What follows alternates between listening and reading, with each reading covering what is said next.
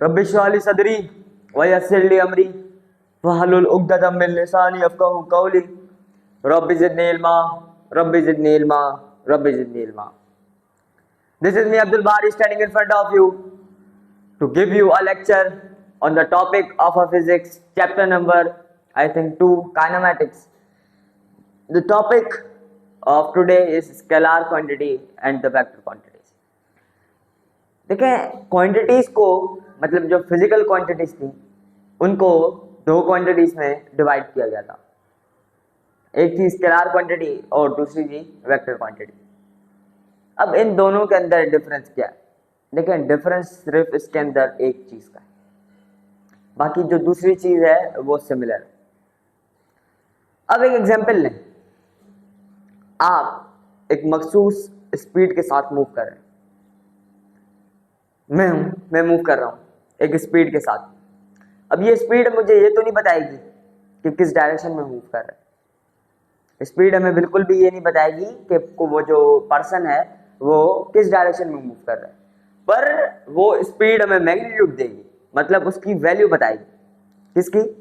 उस स्पीड की वैल्यू बताएगी। अब जब उसने वैल्यू बताई, डायरेक्शन नहीं बताई, तो वो कौन सी क्वांटिटी कहलाएगी?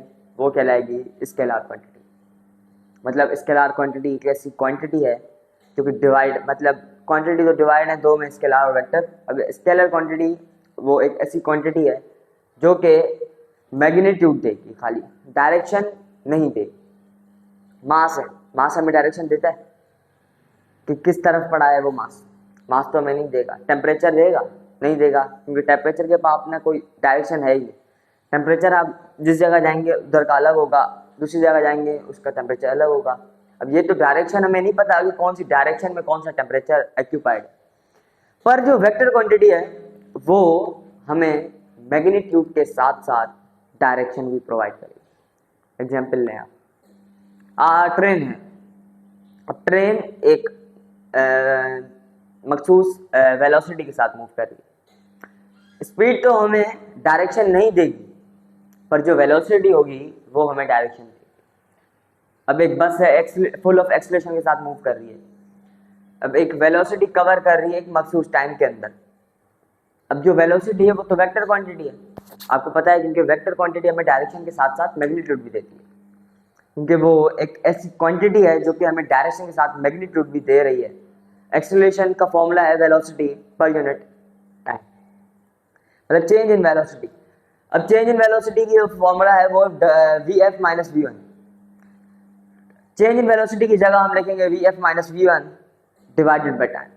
अब वेलोसिटी पर यूनिट टाइम ऐसा कह सकते हैं, लेकिन इनिशियल वेलोसिटी को फाइनल वेलोसिटी को आप इनिशियल वेलोसिटी से माइनस करवाएंगे तो आपको उसकी जो फाइनल वेलोसिटी, मतलब जो एक मखसूस वेलोसिटी होगी वो आपको मिल जाएगी, और टाइम के साथ डिवाइड कर दें तो आपको एक्सेलरेशन मिल जाएगा। अब स्केलार क्वांटिटी है क्या? अ क्वांटिटी एक ऐसी क्वांटिटी दैट गिव्स अस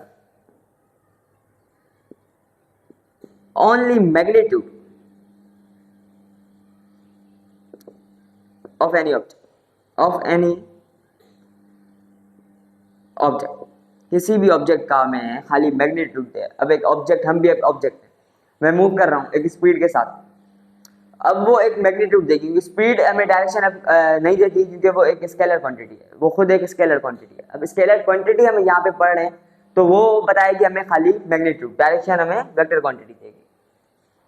इसकी एग्जांपल में आ जाते हैं, जैसे हो गया density, mass, speed and temperature. और भी बहुत हैं लेकिन कॉमन यही है। ये हो गया 2 पॉइंट स्केलर क्वांटिटी, क्योंकि इसके अंदर मतलब जो बोर्ड के पेपर में सिर्फ 5 मार्क्स क्वेश्चन आएगा, ज़्यादा लॉन्ग नहीं आएगा, क्योंकि इसके अंदर कुछ ऐसा है ही नहीं। सिर्फ आपको डेफिनेशन, सिंपल डेफिनेशन देनी है कि स्केलर क्वांटिटी है क्या, और 1-2 लाइन के अंदर एग्जाम्पल दे दें तो वो आपका half of the question complete हो जाएगा। दूसरे पार्ट में आप वेक्टर क्वांटिटी की एक डेफिनेशन सिंपल और दूसरे इसकी एग्जांपल दे दें 2 लाइन्स के अंदर, तो आपका हो जाएगा 5 मार्क्स का क्वेश्चन कंप्लीट, जो कि आप 5 मार्क्स इजीली गेट कर सकते हैं। वेक्टर क्वांटिटी, अ क्वांटिटी एक ऐसी quantity that gives us both, क्या क्या दे, बोथ मतलब दोनों, डायरेक्शन के साथ साथ मैग्नीट्यूड भी दे, and magnitude of any object, किसी भी ऑब्जेक्ट का मैग्नीट्यूड के साथ साथ उसकी डायरेक्शन भी दे तो वो कहलाएगी वेक्टर क्वांटिटी। अब इसके एग्जांपल्स क्या क्या हैं कि जैसे एक्सेलरेशन हो गया, वेलोसिटी और टॉर्क एक्सेट्रा। एक और पॉइंट है इन दोनों का कि स्केलर क्वांटिटी के पास उसका अपना यूनिट होगा, scalar quantity have its own unit, और वेक्टर क्वांटिटी के पास एक अपना यूनिट होगा।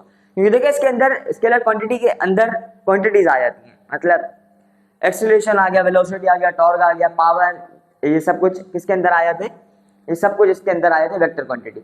और स्केलर क्वांटिटी के अंदर डेंसिटी, मास, स्पीड और टेम्परेचर जो कि एक अपना यूनिट ऑक्यूपाई करते हैं। अब ऐसा तो नहीं है कि टेम्परेचर का है डिग्री सेंटीग्रेड, डेंसिटी का भी सेंटीग्रेड होगा, मास का भी सेम होगा, स्पीड का भी सेम होगा, ऐसा तो नहीं है। डेंसिटी का अपना यूनिट है, मास का अपना यूनिट है, टेम्परेचर का अपना यूनिट है, तो वो क्या बन जाएगा, स्केलर क्वांटिटी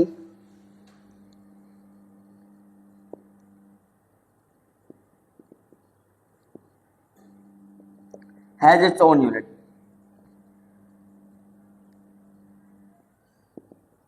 और वेक्टर क्वांटिटी के पास एक अपना यूनिट होगा।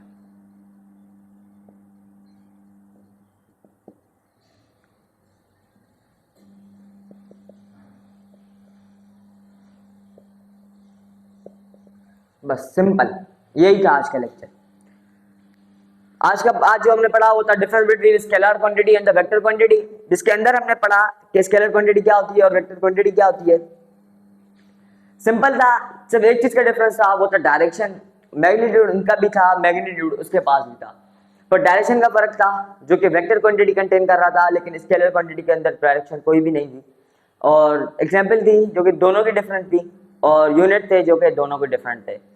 सिमिलैरिटी सिर्फ उसकी मैग्नीट्यूड की थी, बाकी सारे डिफरेंसेस थे क्योंकि एग्जाम्पल सेम नहीं थे। और यूनिट भी उनका अपना था, डेंसिटी का अपना होगा, मास का अपना होगा, टेम्परेचर का अपना यूनिट होगा, और जो इधर एक्सेलरेशन है उधर इसका अपना यूनिट होगा, वेलोसिटी का अपना यूनिट होगा।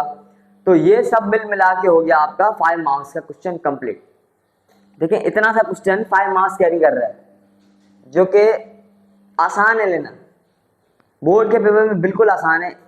सिर्फ इतने से क्वेश्चन में आपको 5 नंबर मिल रहे हैं।